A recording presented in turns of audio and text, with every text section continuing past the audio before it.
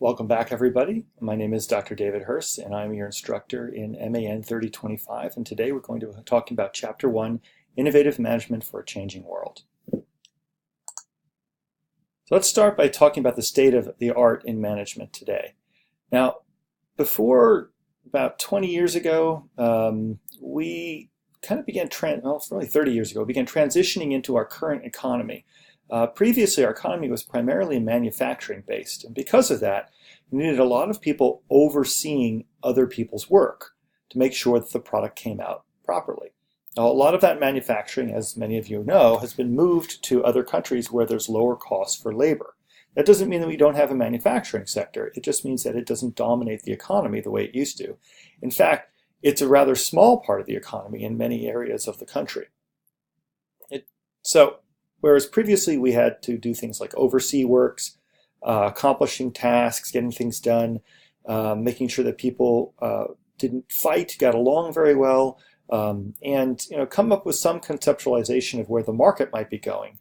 Today, really what we're doing is we're hiring more specified workers, people who have specification and specialization within their skills. And we really set up a situation for them so that they can work well, because the work isn't, again, manufacturing oriented, it's much more service and knowledge oriented. So enabling, leading, learning to collaborate with others, getting work done through others is an extremely important part of being a manager today, whereas previously it wasn't as much. So what exactly do managers do? Well, managers do a lot of things, but these are the 5 primary things that they do. First of all, they set objectives. Those are essentially large goals. They also organize. That means that they take resources and allocate them accordingly to where they're needed. They motivate and communicate. A lot of people say that their manager gets them the stuff that they need to do, but they're not very motivating. They're not very inspiring. Being a manager and being a leader, 2 very separate skill sets, but very complementary to each other, and therefore necessary in tandem, involves motivating people at all levels. Measuring, of course, what you're doing, making sure that what you're doing is actually resulting in something, an output, a level of productivity that is useful and also getting the job done. And lastly, you have to develop your own people. A lot of managers are afraid to do this. They're afraid that they'll develop their people do better than them, would move on, or take their jobs. And so a lot of managers fear this. But the truth of the matter is that by developing your people, even if they move on, when they think of things that they would like to put together, teams they would like to put together, they think of you. So yeah, they're going to be people who are better at the things that you do. And the better you develop them, the more they'll think of you. And when they move on to other organizations, they'll think of you as well when they come back and maybe want to work with your organization. So as we were saying, you get all these 5 things that get done. And really what it is about taking resources and utilizing them. So in this class, we'll talk about utilization of specific resources, such as human resources, financial resources, raw materials, technological resources, and information-based resources, and conducting the 4 basic management functions on them, which is planning, organizing, leading, and controlling, to hopefully create some kind of performance outputs, such as attaining goals, creating products, providing services, and of course being efficient and effective in that entire process. By efficient, what we're talking about is making sure that you are using your resources in an efficient way. You're not using them up or wasting them. Wasting money, wasting people, wasting time. These are things that organizations fall victim of when they have poor management, and sometimes even when they have very good management. And being effective, which it's not necessarily mean being efficient, by the way. So being effective means that you reach your objectives, you reach your goals. For example, with the military, it's extremely effective if you are going to create a raid in order to bomb a particular area. And when you bomb that area, you don't worry about recollecting anything. If you're using cannon fire, you don't recollect the spent shells. You just leave them where they're at and move on. Because the idea isn't to be efficient, the idea is to be effective. So as a manager, you may have to make that decision. You only have so many resources, but you might have to allocate them in a particular direction, even if that's not the most efficient way of doing things, because you need to be very effective in that area. For example, where you have a very large client who might be taking care of 60, 70, 80% of your revenue. You might allocate additional resources to them, even if it isn't efficient. It's necessary because you need their business. Now, managers, of course, move up corporate chains of command, and those corporations, if you're in a large enough corporation, kind of look like this as far as the management levels are concerned. There are three basic levels: top managers, middle managers, and first line or supervisory managers. And inside of each of those are a multitude of different kinds of managers. So for example, if you are the division head of something, then you are a middle manager. If you're the regional head of sales for the Southeast, you might be, again, a middle manager.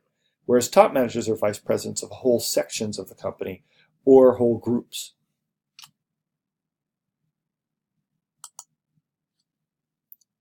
Now, when people move from being an individual contributor into being a manager, this is often a more difficult transition than they originally believed. For example, they might not realize the amount of work they have to do to both keep up their original work as well as learn new skills as a manager.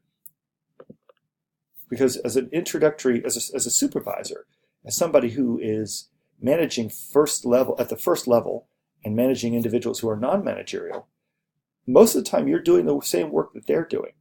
So here at the university, for example, our department chair, Roland Kidwell, he is also a professor. So he has to publish and he has to teach, in addition to dealing with administration, allocating, fighting for resources for the 35, I believe it is, people who are in management programs, the management programs department, and also determining scheduling, figuring out all kinds of things, individual needs within all of that realm as far as supervising is concerned, in addition to doing everything that I do. So that's pretty amazing. When you're at that level, you really are working on both a technological skill level as well as a conceptual level, to a lesser degree though, but very much from an interpersonal skill level. So with the individual identity, you are doing your individual thing, you're getting your individual work done. But when you move on to management, suddenly everybody's work is important to you because you're trying to get work done through them. It's a big change. It's a very large change, a big step in a different direction. Some of the roles that you'll take on.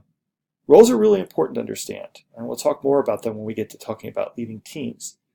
Roles are essentially determined by the society that you're in. They're requirements for particular, or sets of requirements determined by society that you're in. So at job, the company determines what your roles are.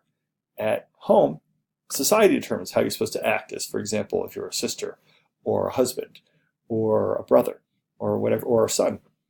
So these roles are created, but within management, there are also the roles that are related to your job that you have to take on, not just the ones that you take on because of your personality. So some of those roles might be informational, such as monitoring, and to make sure that information that you receive is not talking about you or your group. Disseminating means taking information and being able to pass it on to your people.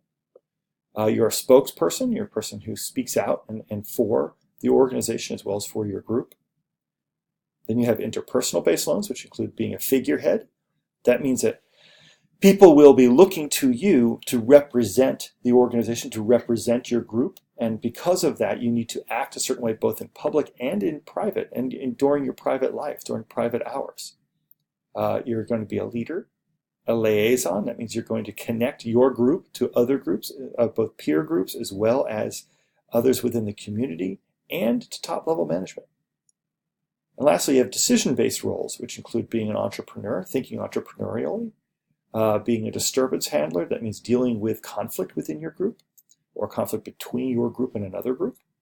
A resource allocator, making sure that resources are allocated efficiently and effectively, as we mentioned before. And a negotiator. We'll talk a little bit about negotiation. I highly recommend that you take the negotiation class. At the undergraduate level, that's MAN 3611, Cross-Cultural Human Relations and Negotiation. It's very exciting, and it's something that you can complete online as well. Now, when we look at different kinds of roles that are required at different levels within the organization, what we find, not surprisingly, is that as you move up into upper levels of management, certain roles become more prominent and other roles begin to fade back. So for example, at lower levels, you have to be a liaison. That means you connect your group to other groups to upper level management. But it's more important for you to be a leader within your own group. In other words, to show people how to get things done and to inspire them. As you move up, again, the chain of command into upper level management, the requirements that you act in these particular roles the amount of time you spend anyway, begins to shift, so that the liaison role becomes even more important, and a leader role actually becomes less important than the liaison role. In other words, your connection back to different groups and making sure that they understand what they're all doing, so that the right hand and the left hand know what they're doing and work in tandem, work in sync, becomes extremely important. Actually more important, even though leadership is extremely important as well, more important than leading your actual organization. So what are some of the skills that are related to being a manager? I already mentioned the top three. They include conceptual skills, human skills, also known as interpersonal skills, and technological skills, more accurately, technical skills. So let's start with technical. When you're an individual contributor, you are providing your work, your output, back to the organization. Unfortunately, when you move into management, particularly upper level management, this level of requirement diminishes. You no longer need to be doing accounting when you're full-time managing a division of accountants.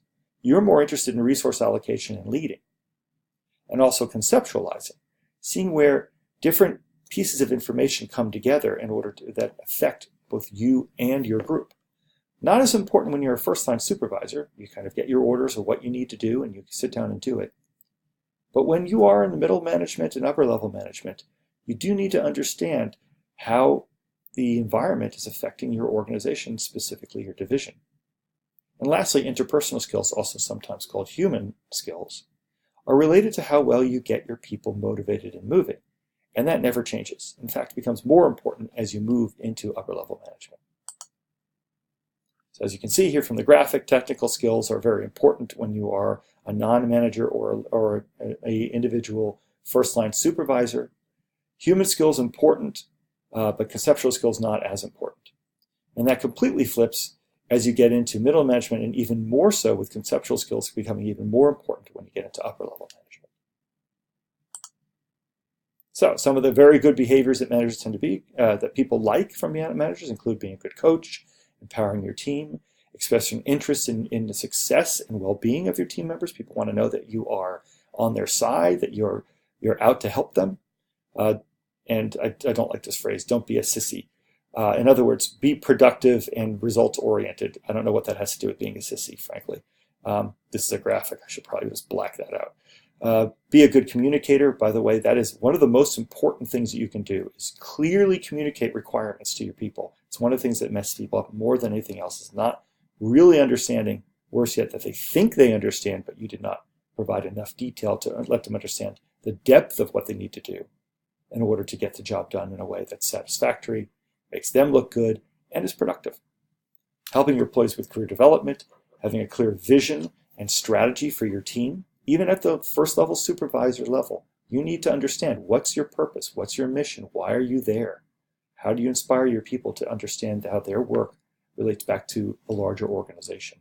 And lastly, particularly in the first level supervisor position, understanding key technical skills of both your people and what you need to get done for yourself.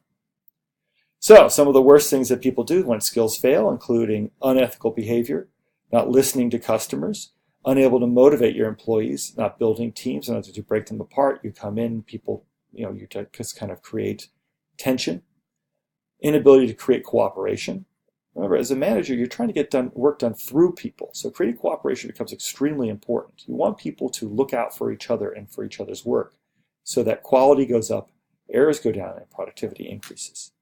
Failure to clarify, as I mentioned before, and poor communication and interpersonal skills.